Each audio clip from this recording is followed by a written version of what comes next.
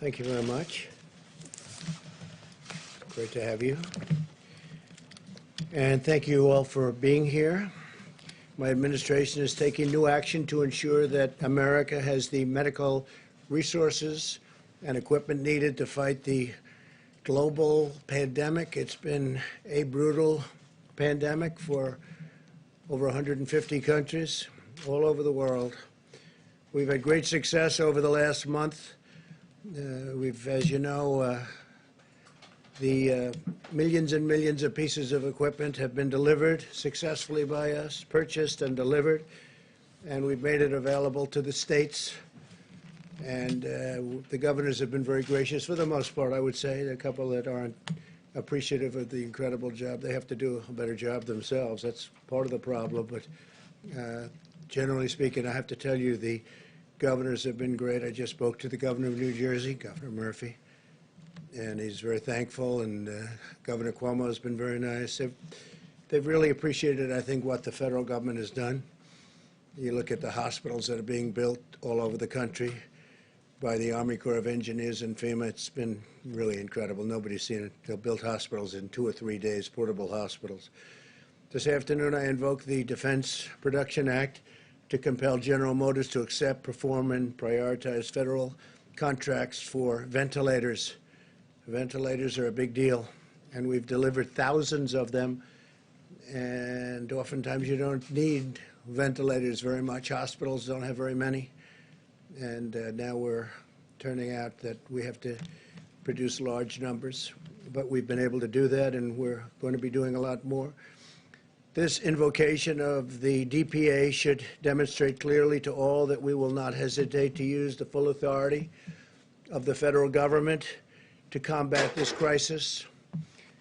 We thought that we had to deal with, as an example, General Motors, and I guess they thought otherwise. They didn't agree, and now they do. They do agree, and I think we might be able to pull it, but we let them know the way we felt, and they can't be doing that. We'll work in partnership with the private sector, but where an emergency exists, and it's very important that we get to the bottom line, and quickly we will do what we have to do and immediately exercise all available lawful authorities to get the job done. This afternoon, I also signed an executive order investing, and very, very strongly investing, the Department of Health and Human Services and the Department of Homeland Security with the full authorities available under the Defense Production Act to respond to the outbreak of the terrible virus, the invisible enemy, as we say. My order also establishes that Peter Navarro, a very trusted person from the White House, and he's done an incredible job for me in terms of negotiation, in terms of understanding where the world is going economically. But my order establishes that Peter will serve as National Defense Production Act Policy Coordinator for the federal government. That's a very important position, more important probably than it's almost ever been in our country. And so I want to congratulate Peter and his family. I know he's going to do a fantastic job. He's been doing that job over the last few weeks. Peter is a PhD in economics from Harvard, has a master in public administration from the Kennedy School, also from Harvard. And he's a tremendous guy, and he will do a fantastic job. And I'd like to maybe ask, before I continue, Peter to say a few words, please. Peter? Thank you, Mr. President. And of course, you know the Harvard joke. You can tell a Harvard man, you just can't tell them much, right? You can't tell them. So, anyway, on a serious note, let me just give you a little idea of the Defense Production Act and why it is so important. We are engaged in the most significant industrial mobilization since World War II. We have a wartime president fighting an invisible enemy, and we have the full force of government coupled with the full power of private enterprise bearing down on this problem for the American people, sir. What we had to do today with President Trump's order with respect to General Motors, I want to give you a little background on that. We need industrial mobilization to make adequate ventilators, particularly in the very short run, to help the people in New York, Detroit, New Orleans, Chicago, Denver, Seattle, all around this country as this virus bears down. And the ventilators really are the most important thing for patients who become most seriously ill. They are literally the lifeline for people. And I've personally been working with FEMA, and I've been working with HHS and over 10 ventilator companies, making sure we can get what we need as quickly as possible. And virtually every one of those companies has been cooperative, patriotic, moving in Trump time, which is to say as soon as possible, sir. But we did have a problem with GM and Ventec. On the one hand, we had Ford and GE moving forward on a similar kind of project, patriotically moving as fast as possible. Over the last several days, we ran into roadblocks with GM. We cannot afford to lose a single day, particularly over the next 30 to 60 days. So President Trump invoked the Defense Production Act as a way of enhancing and accelerating this mobilization. I salute him for doing so. It's going to make my job so much easier. For the most part, we've had tremendous cooperation from the private sector. Today, sir, was the right day to do it. Thank you, sir. Thank you very much. Thank you, Peter. And good luck. My administration is marshaling the full power of the American government, and we will do that, and that's what we've done, and we will continue to do it until our war is won. Economic, scientific, medical, military, and homeland security, all of this to vanquish the virus. We are working to sign contracts immediately with the major ventilator companies in the country, including GE, Philips, Medtronic, Hamilton, Zoll, RedMed, Hillrom, and Vyaire. These are all companies that do this, great companies. The FDA will be reducing and waiving unnecessary regulations in order to get this done. We're going to be getting rid of certain, let's say, barriers to speed. We want them to get it done quickly. They've been doing it for a long time. They've been making ventilators for a long time. Hopefully General Motors will join in the fray. Under the normal condition that you would be, regular times, 29,000 ventilators are distributed in the United States each year. In the next 100 days, well, first of all, we've already delivered thousands of them, but within the next 100 days, we will either make or get in some form over 100,000 additional units. And I guess to put it in other words, in the next 100 days, we'll receive over 3 times the number of ventilators made during a regular year in the United States, and that doesn't include all of the thousands and thousands that we've given to the various states, a lot of them. We delivered thousands, as you know, to New York, and they didn't know they got them. And then we also had thousands put in a warehouse, and that was also for New York, and they just found out that they were there. So we have to make sure that when we deliver things, they get distributed. Earlier today, I spoke to the CEO of Boeing, Dave Calhoun, and Boeing will be producing and donating face shields to help our medical professionals on the front lines. These are actually pretty intricate in terms of the plastic and the quality of the materials. They're important. They've got to be top of the line, and they're going to do thousands of these a week. They've already tested the production, and they're ready to begin producing all of these shields. It's the plastic shields that go over the face. Well, Boeing is also offering us the use of their, what they call the Dreamlifter cargo plane. It's the largest plane in the world, and this is sort of a picture of it. They called up just a little while ago, and that can sort of take anything. That's the biggest in the world, and they're letting us use that for the distribution of product all over the country, especially the heavy product or large quantities of product. And Boeing will dedicate up to 3 planes to the mission of flying medical supplies anywhere we need it. Each plane can carry 63,000 pounds of cargo per flight. That's a lot of cargo. I also signed an executive order giving the Department of Defense and Department of Homeland Security the authority to activate the Ready Reserve components of the armed forces. This will allow us to mobilize medical, disaster, and emergency response personnel to help wage our battle against the virus by activating thousands of experienced service members, including retirees. We have a lot of people, retirees, great military people. They're coming back in who have offered to support the nation in this extraordinary time of need. And they come back in. They don't say how much. They don't say, what are we getting paid? They just want to come back in. It's really an incredible thing to see. It's beautiful. This afternoon, I also signed into law $2.2 trillion in urgently needed relief for our nation's families, workers, businesses, and Americans of every race, color, religion, and creed. And the $2.2 trillion goes to $6.2 trillion, depending on need. So it's the largest bill ever signed, and not just emergency relief, but of any kind. We've never signed a bill of that magnitude. And, you know, incredibly, it was 96-0 in the Senate, and it was essentially the same thing in Congress. They did it very quickly. In the House, they did it very quickly. So if you look at Congress, what they've been able to do, the House was voice vote, I guess they would call it, and something like that rarely takes place, and 96-0 in the Senate for the largest bill in the history of our country. That's pretty good. And I want to thank Republicans. I want to thank Democrats for coming together for the whole of the nation. And this is a great thing, a great victory. This is going to save companies that are incredible companies, but that are going to need some help because of what happened. A month ago, they were outstanding. They were having the best year they ever had. And then we got hit. And so we'll help them out. It's thousands and millions of jobs. It's millions of jobs.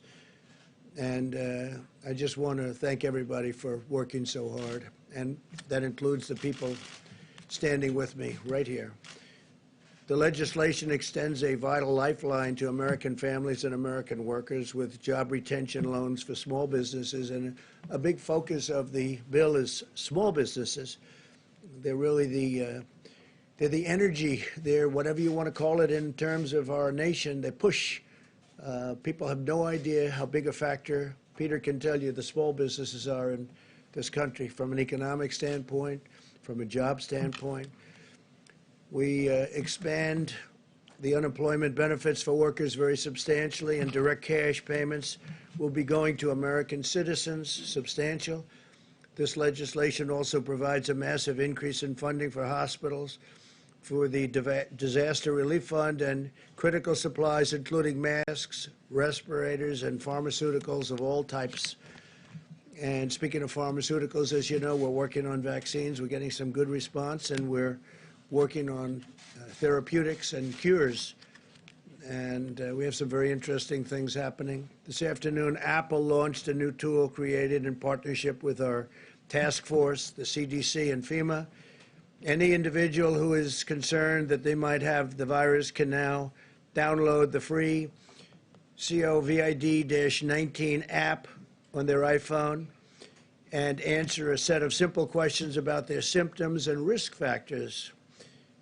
It's getting to be a very modernized system indeed. They'll soon receive HHS recommendations on what to do next, including whether they should get tested or not. And again, we only want people to get tested if we think they need it.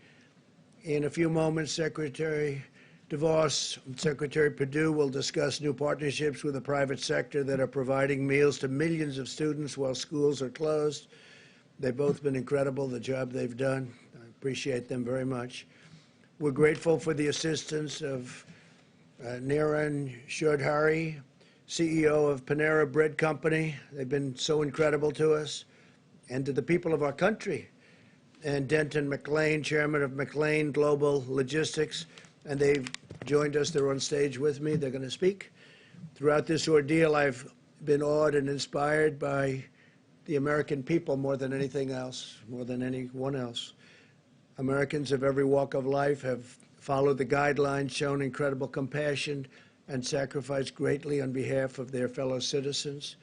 I want every American to know that their selfless and heroic actions are saving lives, and I want them to know, and I've said it before, that I'm very proud to be their president, very proud of the American people.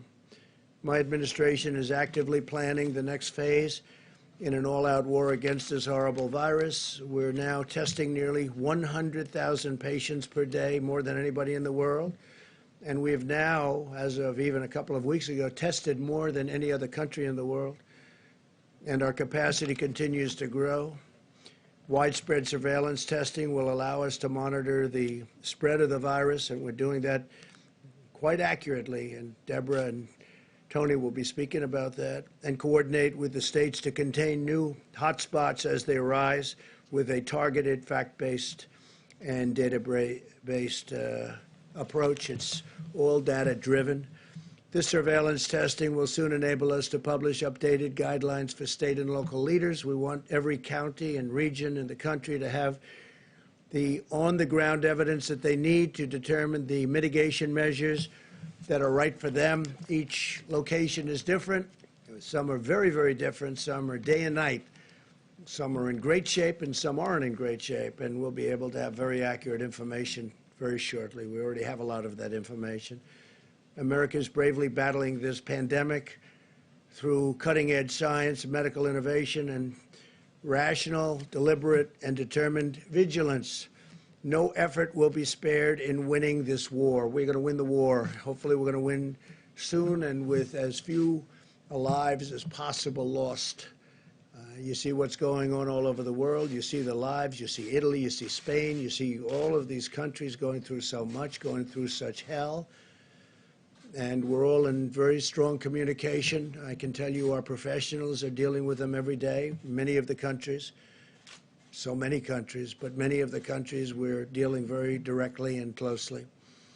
And we're going to be in very good shape in terms of certain equipment that's very hard to get, very hard to manufacture, and at the right time we'll be distributing that equipment throughout the world to other countries. Boris Johnson was asking for ventilators today. As you know, he's tested, unfortunately, he's tested positive, and that's a terrible thing. But he's going to be great. I'm sure he's going to be totally great. But they want ventilators. Italy wants ventilators. Spain wants ventilators. Germany wants ventilators. They're all calling for ventilators. Well, we're going to make a lot of ventilators, and we'll take care of our needs, but we're also going to help other countries. So I just want to thank everybody. I want to thank our great American citizens, and a lot of incredible things are happening, really happening, and it's too bad.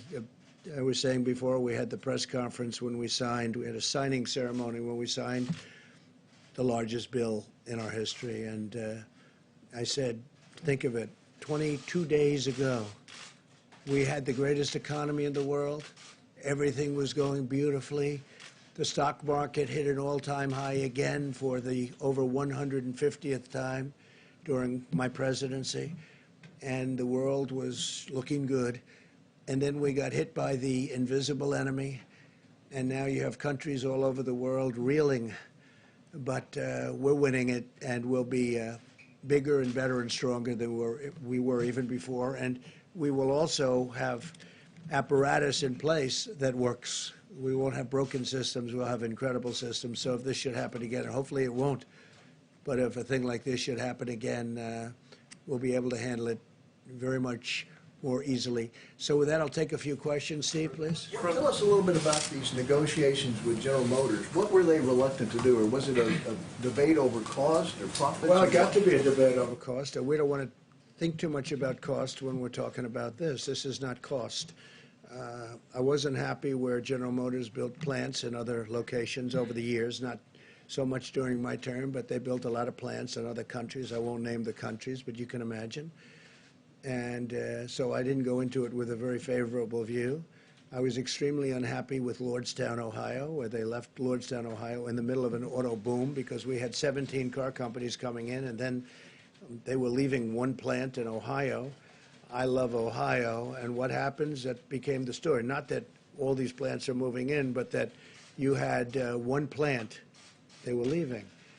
And frankly, I think that would be a good place to build the ventilators, but we'll see. We'll see how that all works out. But so I wasn't too thrilled, and then we thought we had a deal for 40,000 ventilators, and all of a sudden it became 6, and then price became a big object. But Peter Navarro is going to handle that, and Peter will do a very good job. We'll see. Maybe they'll change their tune, but we didn't want to play games with them. Yeah, Mr. President, 2 questions for you. One on state quarantines and the other one on the search for a treatment. The first one, over the last 24 hours, governors in multiple states, including Florida, Rhode Island, have issued quarantine orders for travelers coming from other states. Orders? Quarantine orders, yeah. And they are intercepting people on highways, at airports. They say this is at the recommendation of your administration. Is that true? And if so, why doesn't your well, I think I'm administration going to just... let Tony speak to that a little bit later, but we're being very strong on quarantine. We're being very strong on people not leaving, especially certain states, and going to other states where they have less of a problem. I mean, you're hearing constantly about people leaving New York and going down to Florida, and New York obviously is a hot spot, and that's why we're building all those hospitals in New York and all those medical centers in New York. So we'll let Tony answer that, but specifically, you have to understand, we're not playing games. John? Mr. President, if I could come back to the invoking DPA. This morning you tweeted about it, and I'm told it was coincidentally, not long after that tweet, Ventec and GM announced that they had reached an agreement to at their Kokomo, Indiana plant, which is a clean facility that makes electronic equipment, produce up to 10,000 ventilators a month, with the first ones to be delivered in a couple of weeks. So why the need after that to invoke DPA? It wasn't after, it was before. And we just were not getting there with General Motors. We weren't getting there. We're getting there with a lot of other companies, and we have the people that are doing it for me in the room right here, and we can talk to you later about it. But we have to get these people on board. We're not looking to get into a big deal on price. We're not looking to be ripped off on price. We don't want prices to be double, triple what they should be. So General Motors, we'll see what happens, but now they're talking. But they weren't talking the right way at the beginning, and that was not right to the country. If I could just follow on that, Mr. President. Last night you told Sean Hannity you didn't think that there was a need for 30 or 40,000 ventilators, yet today you basically federalized General Motors to produce tens of thousands. Well, I think there's a very good chance we won't need that many.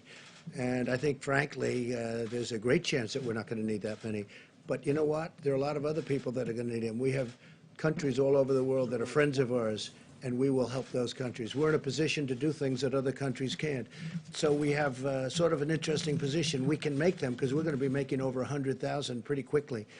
So we can make them. And if we don't need them, John, that's okay, because we can help Italy and we can help UK, Boris Johnson specifically. I mean, when I say, how are you feeling? And the first thing Boris said to me is, we need ventilators. So surplus will be Oh, absolutely. We're not going to be keeping her. All over the world, they want them, and we're in a position to make them, and other countries aren't. Okay? Mr. President, if I first can follow up on that, Governor Cuomo had said 30 to 40,000 ventilators is what he needed. He based that on the experts that were advising him. What are you basing your assessment that he doesn't need that many on? Well, if you look, and I think you can ask that question best of Deborah, but I think their estimates are high. I hope they're high. They could be extremely high. We're doing even hospitals based on pretty high estimates. You know, I'm doing them anyway. And as I told John, if we do not need them, that would be wonderful. We can help a lot of great people all over the world. We can help them live. But I think his estimates are going to be very high. We're going to see. Don't forget, we sent thousands of ventilators to New York, and they didn't know they got them. Then we sent thousands of ventilators to New York. They have a warehouse, a New York warehouse in Edison, New Jersey, which is an interesting thing. And we sent them to Edison, New Jersey. They were in the warehouse, ready to go, and New York never took them. So they knew they were there. So we have to get people lined up. But we've given them, and I'm not blaming New York. Look, this is something that's of a magnitude that nobody's ever seen before. But I'll tell you what, the federal government's done a hell of a job. So we sent thousands of ventilators to New York, and they didn't know about it at the time they were complaining. Thousands. We had 2,000, and then 2,000, and then 4,000, and they were going there in large numbers. And then before that, we sent many thousands.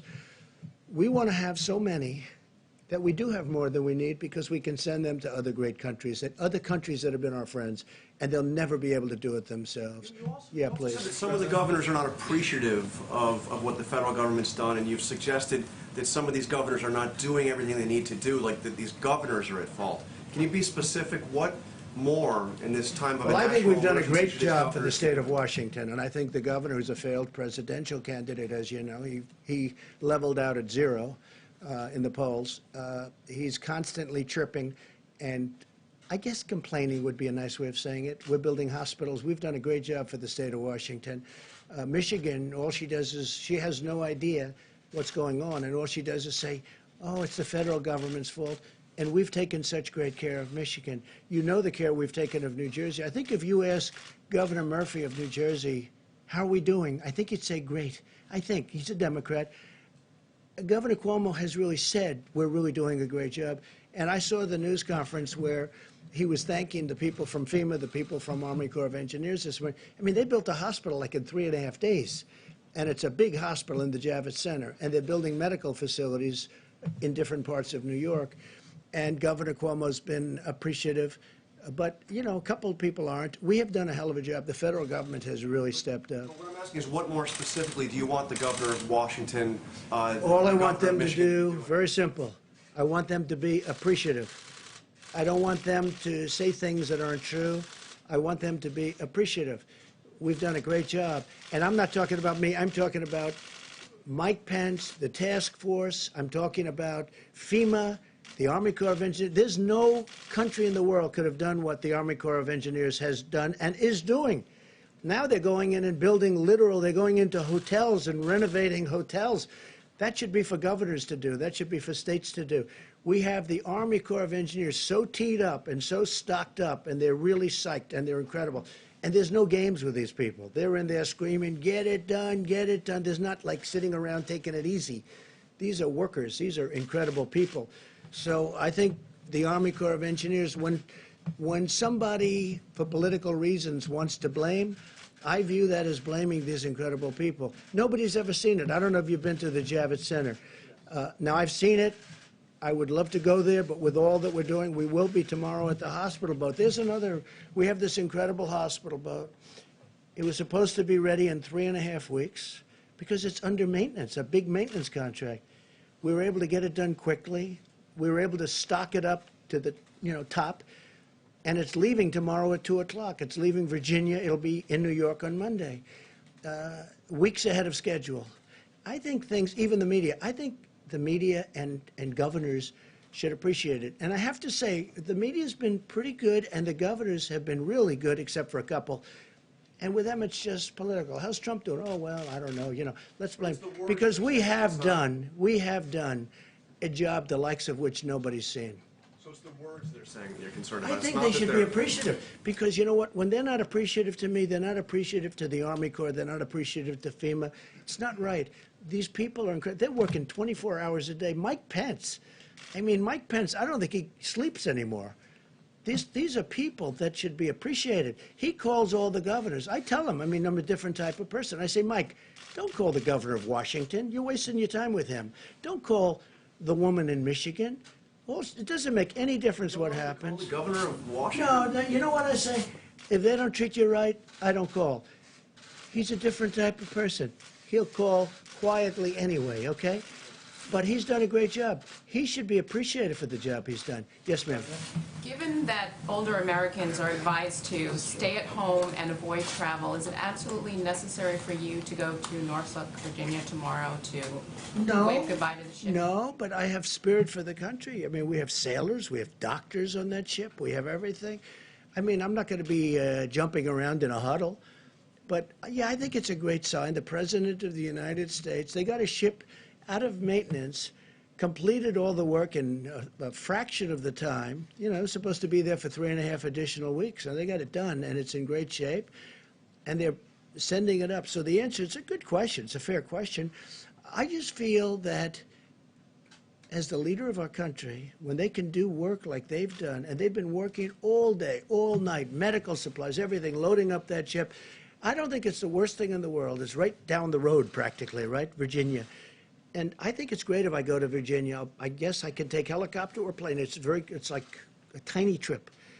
And I think it's a good thing when I go over there and I say thank you. It doesn't mean I'm going to be hugging people, and it doesn't mean that I'm going to be shaking people's hands and everything. But I think it sends a signal when the president is able to go there and say thank you. So we'll be careful. Peter? Mr. President, on the stockpile of supplies for a pandemic, yesterday from the podium, you blamed your predecessor, saying that when you arrived as president, you said, quote, "We took over an empty shelf." You've been president now for more than 3 years. Why didn't you and your administration fill that shelf? Yeah, I did. We did fill it twice. We filled it twice, and we've been distributing that for literally a year. So why are we We've in been this position, filling I guess, out. Americans are asking? Nice question, Peter. Thank you very much. We've been filling it out, and we've been filling that stockpile many, many times. It's been filled many, many times. And now what we're doing is something different because I think it's better. We'd fill it, so it comes from wherever the point of manufacture or whatever is. We fill it, and then we go, now it's full. Now we take it and we distribute it around. Now what we're doing is we have an emergency. We're saying, go direct, go direct, go direct. We fill it only where necessary, but now we're trying to go direct. So they drop it off in New York, or they drop it off in Michigan, they drop it off in Virginia, wherever it may be, Florida. Well, Florida's getting a lot of things. And we're finding it's a much better system. But we've filled and we've stockpiled many, many times. Yeah, we ended up with an empty shelf. Yes, please. You spoke to Chinese President Xi yesterday. What did he tell you in terms of data that he's going to share and Yeah. how they got the number of cases to go down? So I had a great conversation with the president of China last night, pretty late in the night. It was fascinating to me. They have it's a different kind of a world. It's a different form of government, to put it mildly. We talked for a long time. We talked for at least an hour, I guess. And one of the things I was asking him is, when did you notice that this was happening? We talked about the whole concept, how it happened, when it happened, what was the most effective use. I mean, was it the fact that, was distance the best thing? We talked about everything. And he's gotten and developed, because they're ahead of us from the standpoint of time. It happened there actually long before it happened here. By the way, it would have happened here a lot sooner had we not kept those people out, the Chinese people coming over to the country, had we not kept them out. But we talked about it because he's had additional experience of having been much earlier. And he's developed some incredible theories, and all of that information is coming over here. A lot of it's already come. The data, we call it data. And we're going to learn a lot from what the Chinese went through. Our relationship with China is very good. We also talked about the trade agreement, but I must tell you, this whole invisible enemy has taken over the world. Nobody cares about trade. Nobody cares about anything. You want to talk about trade, they immediately get back to this. So we really did. We talked about trade. They're starting to buy very heavily from the farmers under the agreement, under the trade deal that we just signed. But honestly, me, all of us, everybody's talking. You turn on television, you read the papers, it's all about this. And you know what? It probably should be mostly about this.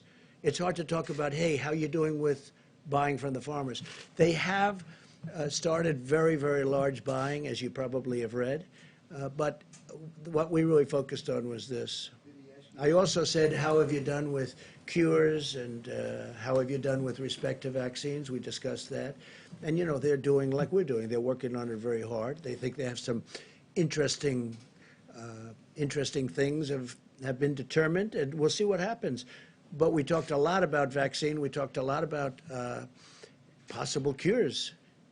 How good would that be? I mean, that's game changer. So we'll see. And by the way, we have various things happening right now having to do with cures and vaccines, and I think we're doing very well, especially in the vaccine thing. I think we're very close. But as Tony will tell you, that's a long testing process. So we'll see what happens. You to suspend tariffs.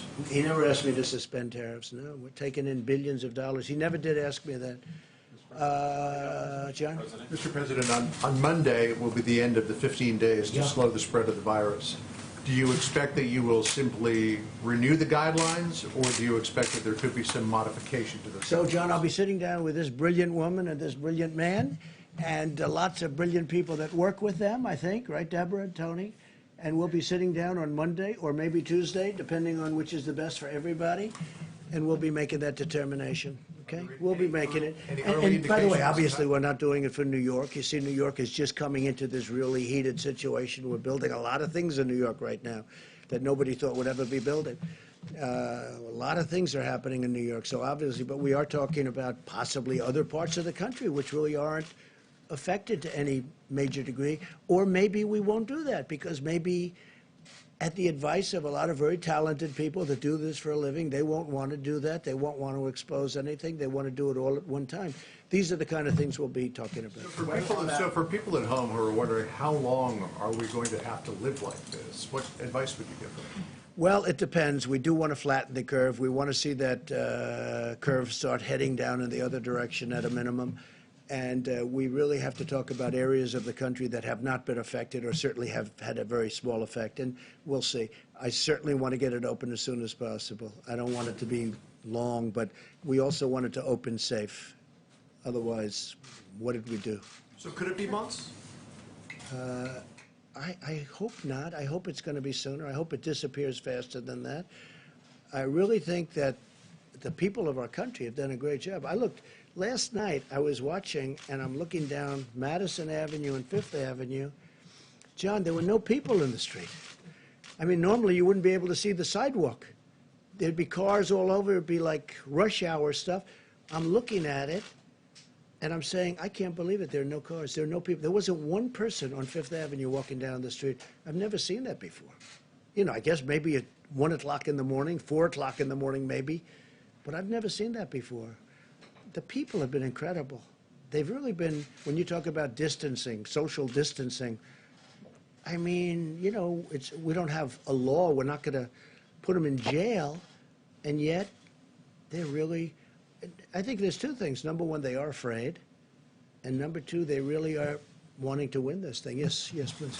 I wanted to ask you about United Airlines said today that they're worried that there's not enough money for them in the $2.2 trillion bill that you just signed, and that at the end of the sort of aid period, which would be the end of September, where the restrictions on layoffs come off, that they could be seeing significant layoffs. Sure. And so I was wondering what your reaction to that was, and what the administration might do to prevent. So yeah, sure, it's a good question. We have brilliant people. We have a tremendous amount of money, and we have brilliant people that I'm taking from Wall Street with Secretary Mnuchin, who's done an incredible job, a brilliant guy. I'm taking from Wall Street people that I've known, that you all know, the top people in the world. They don't want money. They don't want, I mean, will they get something? I guess maybe they'll get, who knows, peanuts, what they want compared to what they would normally get. I'm taking the smartest, the most brilliant people in the world in finance, and they're going to be dealing. I'm not going to hire somebody that's never done it, that's a political person or anything else. We're getting the most brilliant financial minds in the world. I know all of them. You know all of them. I mean, you read about all of them. I guess some you don't read about, and they're probably the smartest of them all. But the fact is, we're taking these brilliant people, and they'll be dealing with United, and they want to help. Look, the airline business, I'll tell you right now, the airline business has always been a tough business. It's always been a very tough business, tough to make money with. It's got every barrier you can have, that business has. But for our country, it's very important. We have to take care of our country. We need the airlines to stay. It's also big for jobs. So we will be able to handle United, and we'll be able to handle Delta, and we'll be able to handle all of it. We have plenty of money. Now, will we end up owning large chunks, depending on what these great geniuses decide, along with the executives of the different companies? You know, it's possible. And they'll make a better deal on the loan, but the taxpayer will then end up owning a big chunk of companies. As an example, Boeing. Boeing, until a year ago, was the greatest company, I think, in the world by far. There wasn't, to me, there wasn't anything close. I believe it was 1% of GDP, okay? Think of it. One company, 1% of GDP. It was flawless. Then it had the problems, and then it had on top of it this whole thing with the virus. So Boeing will probably need a hand, and we're going to bring Boeing back to health. But we have the smartest people in the world. We have the smartest, I don't even know if you know that. I think this could be the first time you've heard it. People like Larry Fink we're talking to, and that's BlackRock. And we have, you know, the smartest people. And they all want to do it. They all, I mean, this to them, they love this country. They all want to do it. So we're speaking to people like that, and they'll be able to work it out. I guess my question is, there's probably a tension between bringing companies back to economic health and protecting people's jobs. I'm wondering if you're going to intervene and Treasury No, Secretary I think they're the Mnuchin same to- thing. I mean, bringing people back to health and protecting people's jobs. To me, and I'm okay at this stuff, that's the same thing. I'm in a much different position as president than if I were an investor or something. But I want to bring them back to health because I want to preserve their jobs. But I also want to preserve airlines because that's preserving lots of other jobs. That's preserving the travel and leisure industry, which is perhaps the largest industry in our country if you add it all up. You add up all the hotels and all the traveling and all the planes and everything else, probably by far the largest industry in our country. So saving the airlines is very important. And the airlines were all doing well. The airlines were doing record business a month before this today, let's say. Even 22 days to be exact, right? When we first started seeing some real signs of problems. They were at record levels. Last year they had a record year, the biggest in the history of the airlines. Everybody was doing well. I mean, I was presiding over the most successful economy in the history of the world.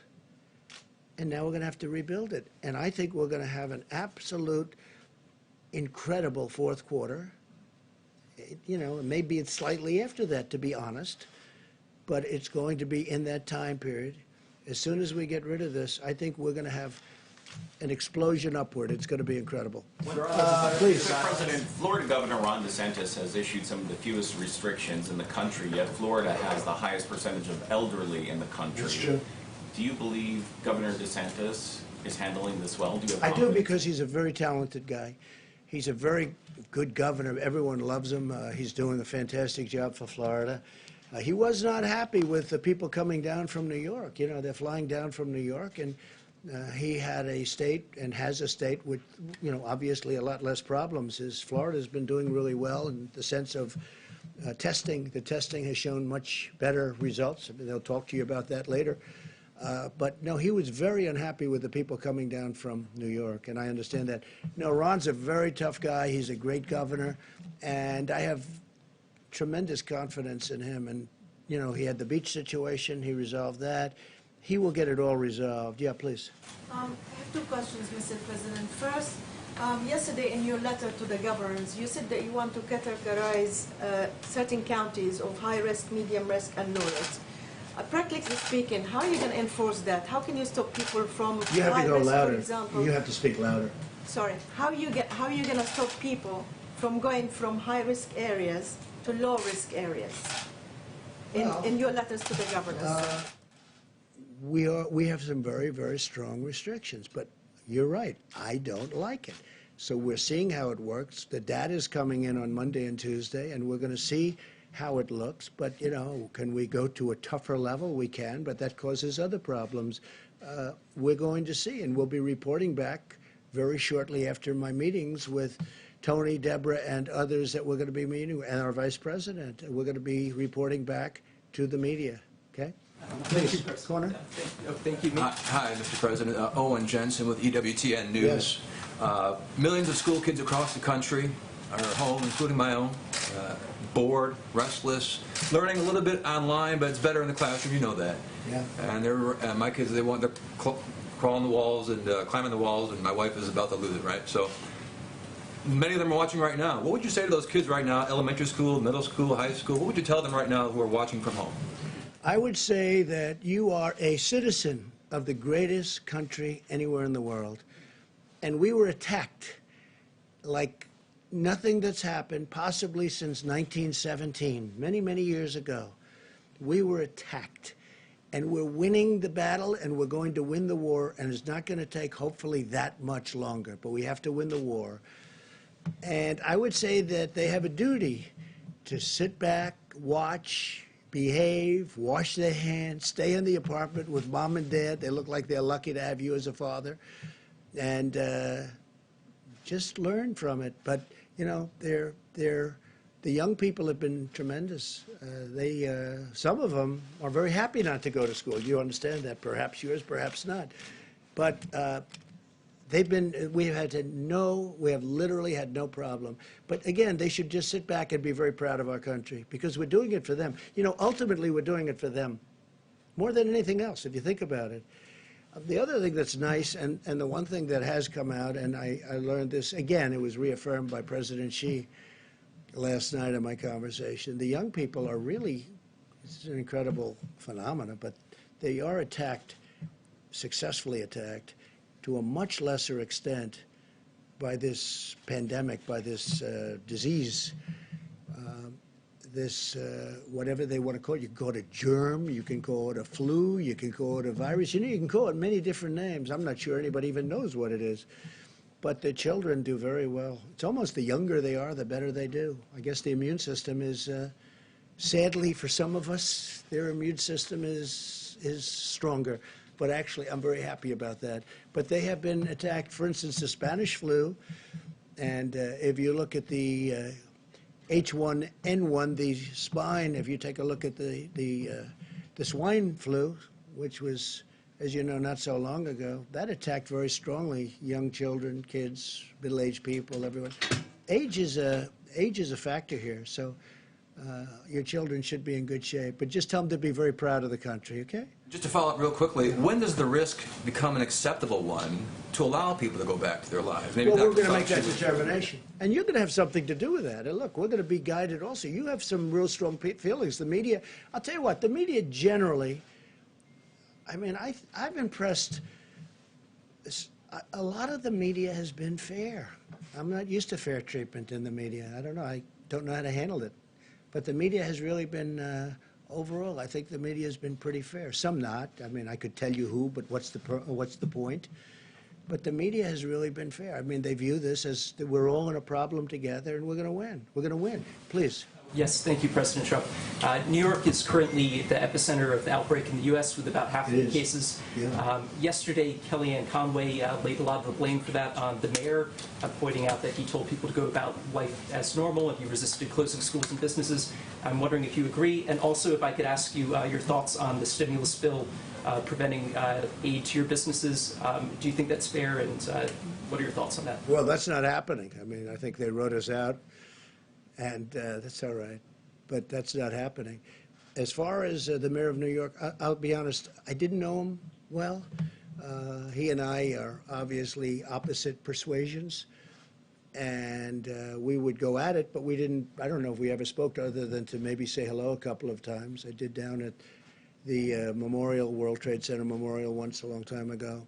So I've spoken to him a lot, Mayor de Blasio, and we've really had incredibly productive discussions. I've gotten him a lot of people. We've gotten him a medical center. He's asked for, at Elmhurst, I know Elmhurst Hospital very well. I mean, that was an area of Queens that I grew up in. And boy, you talk about an epicenter. That's really the epicenter of the epicenter. That's really something. We talked about it because that was, you know, very close to where I grew up. And you know, knowing it, being so familiar with it, it's incredible to see where they have the trucks. I don't have to go into great detail, the refrigerated trucks coming up, and I've never seen anything like it. I've spoken with Mayor de Blasio a lot in the last week. We've helped him, I think, a lot.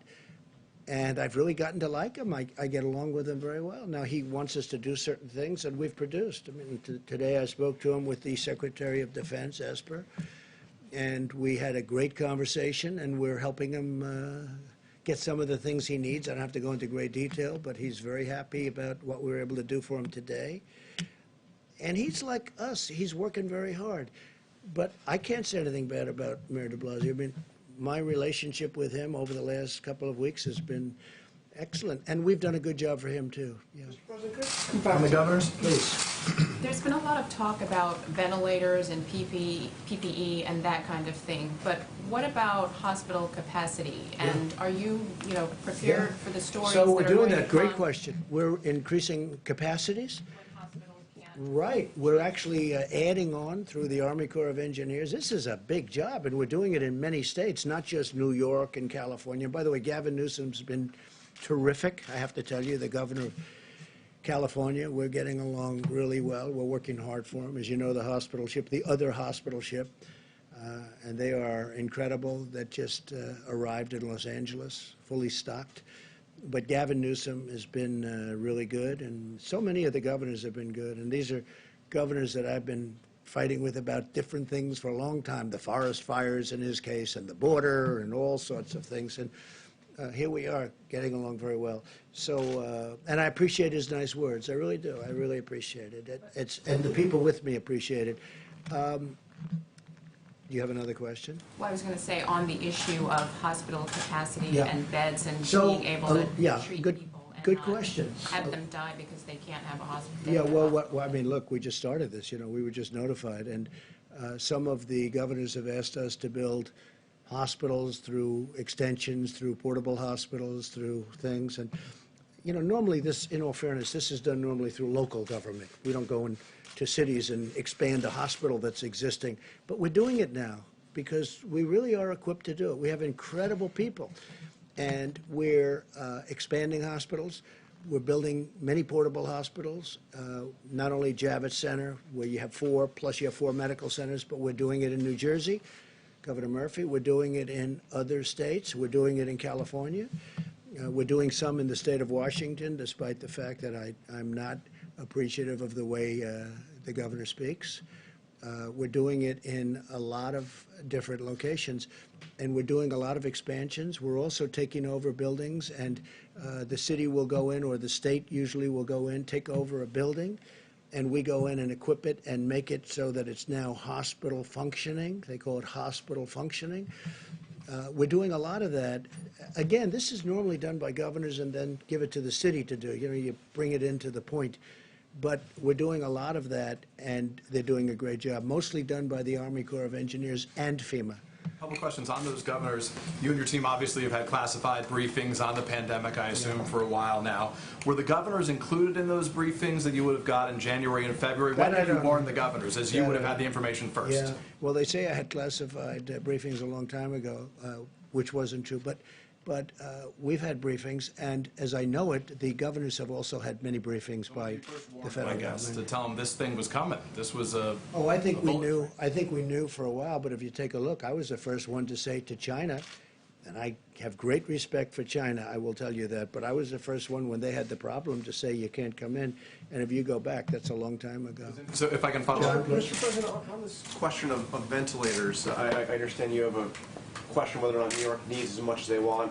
Governor Cuomo is saying 21 days from now. Here's what we're going to have. Are you ready? We're going to have more than, we're manufacturing a lot of them now. We're accumulating a lot. We're taking a lot through the act. We're taking a lot. We're actually taking them. And we're going to have, in a very short period of time, and Peter's doing it along with some very talented people, some really talented people. It's very impressive, actually. But we're actually taking a lot. We're going to have plenty. And if for some reason, John, if for some reason you're going to need even more, we're going to be prepared. As an example, we've given out thousands and thousands, which I think you'll know. We accumulated thousands. We give them out. But we right now, I think in the stockpile, we have over 10,000. The reason we don't want to distribute that is for exactly what you're saying. If there's a mad rush in New York, or maybe in Louisiana, or maybe someplace else, we don't want to have given out all of those units, the ventilators, and then in those sections we give them to Iowa, but they didn't have a problem in Iowa. We give them to Idaho. We give them to lots of different places, and now we have to try and get them back, which is never easy to do. Here's my question. No, John, what I'm saying is this. We are prepared for things that nobody has any idea that we'd be prepared. And you know what? When I took this over, it was an empty box. We didn't have testing. We didn't have anything. We had a broken system there. We had a broken system of stockpiling. We had a lot of broken systems. And I'm not just blaming President Obama. You go long before that. But in all fairness to all of the former presidents, none of them ever thought a thing like this could happen. But we have right now 10,000 ventilators in stockpile. We are ready to go with those ventilators. What we don't want is where we distribute the ventilators like we did in New York and they didn't need them, or they didn't know, or they didn't use them. If we need them in New York, we're going to have plenty. Now, we're getting a lot of ventilators in the next short period of time. A lot of ventilators are coming in the next short period of time. We're manufacturing. We went to all of the companies. I read their names. We went to all of those companies. They are going to go, I would say, round the clock, Peter. Is that right? They're going round the clock. Is 100 days fast enough? Like you said, is that fast enough to get 100,000? Because some of these Let's people put need it this way. 3 weeks. Let's put it this way. We've distributed thousands and thousands already. Normally, these would be bought by states, just so you understand. Normally, these would be bought by governors. They were, I don't want to say unprepared, but nobody was prepared for this. What we've done, nobody can even imagine. And by the way, I've had governors tell me, including Democrat governors, they said, we can't believe you've been able to do this. And you go to other countries, and we're not only competing against states, because we don't want to compete against states. We've had a couple of cases where states were buying, we were buying, and I said specifically, because I heard about it, pull back, let the state buy it. Immediately, the price goes way down, and they end up buying it. But we're also competing against many countries, because many countries need the ventilators. That's why I want to build more, if possible. John, maybe we'll take one more question. The question I was building up to is are you able to guarantee, to assure these states, these hospitals, that everybody who needs a ventilator will get a ventilator? So here's what I'll tell you. I think we're in really good shape. This is a pandemic, the likes of which nobody's seen before. I think we're in great shape. I think that, number one, we've distributed, ventilators are a big deal. We've distributed vast numbers of ventilators, and we're prepared to do vast numbers. I think we're in great shape. I hope that's the case. I hope that we're going to have leftovers so we can help other people, other countries. Everybody who needs one will be able to get a ventilator. Look, don't be a cutie pie, okay? You know, everyone who needs one. Nobody's ever done what we've done. Nobody's done anything like we've been able to do. And everything I took over was a mess. It was a broken country in so many ways other than this. We had a bad testing system. We had a bad stockpile system. We had nothing in the stockpile system. So I wouldn't tell me what you know, like being a wise guy. Go ahead.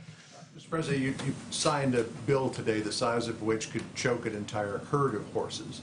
And before you even had a chance to put pen to paper, people were already talking about the need for Phase 4. Yeah. Do you see a need for Phase 4, and where do you think the priorities would lie? There may be something where we're going to have to help states, because the states have been hurt very badly.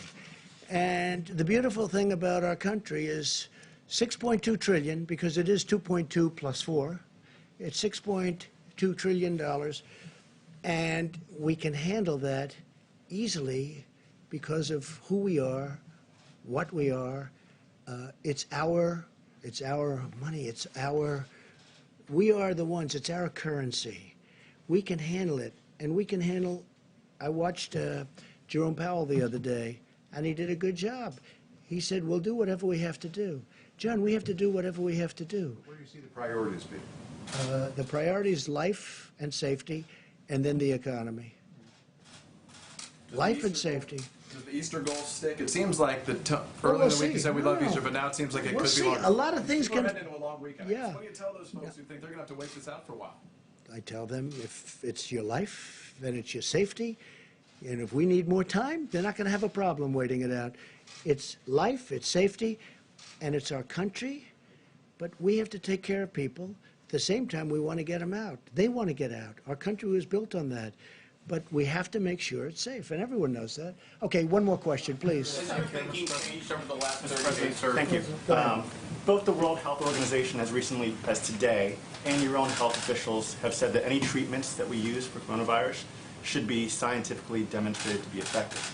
But at the same time, you've said that chloroquine, as an example, could be used as a cure very soon. So is the WHO and your health officials wrong on this point? Are they... So hydroxychloroquine, which is supposed to be the better of the two, seems to have some good backing. We're going to see. Look, Governor Cuomo, we've given him 10,000 units. It's a lot. And they're testing it. It's a malaria drug. It's also a drug for arthritis. But and it's phenomenal for those two things, as you probably know, especially for malaria. But we're going to find out soon. I hope it works. There are signs that it could be doing well. They are testing 10,000 units. It's a lot. And I tell you what, I want to thank the FDA because they approved it immediately. Based on the fact that it was already out for a different purpose, they approved it immediately.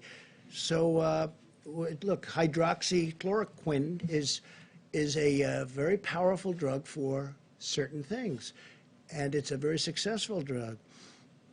there's reason to believe that it could be successful here. Now, the reason I disagree with you, and I think Tony would disagree with me, but the reason I disagree with you is that we have a pandemic. We have people dying now.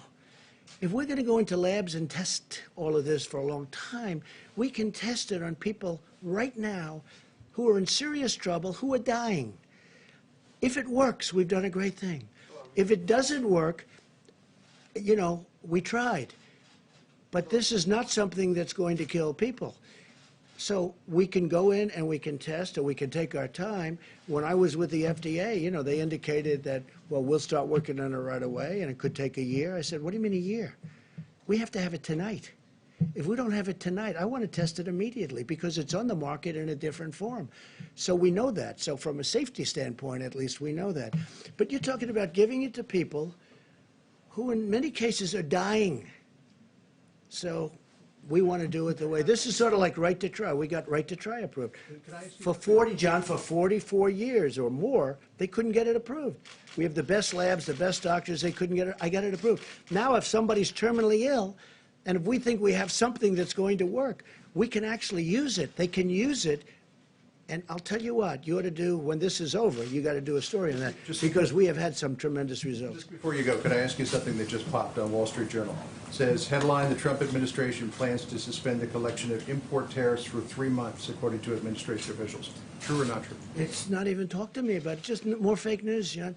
Look, not even talk to me. They're talking about, the only one I've heard that from, like as an example, China pays 25% interest on $250 billion worth of product that they send in. That's a lot. Everybody keeps saying, oh, are you going to suspend the tariffs? Well, the answer is no, but President Xi never even brought it up last night. It wasn't even discussed. It's fake news. Tell the Wall Street Journal.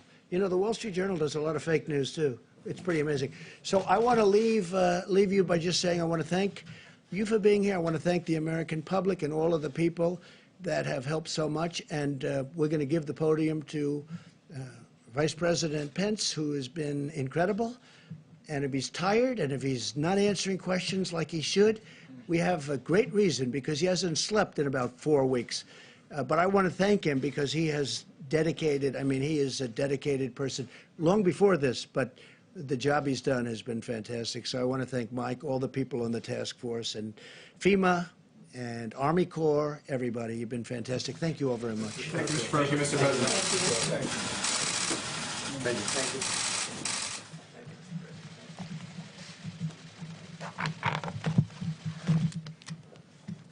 Well, good evening, everyone.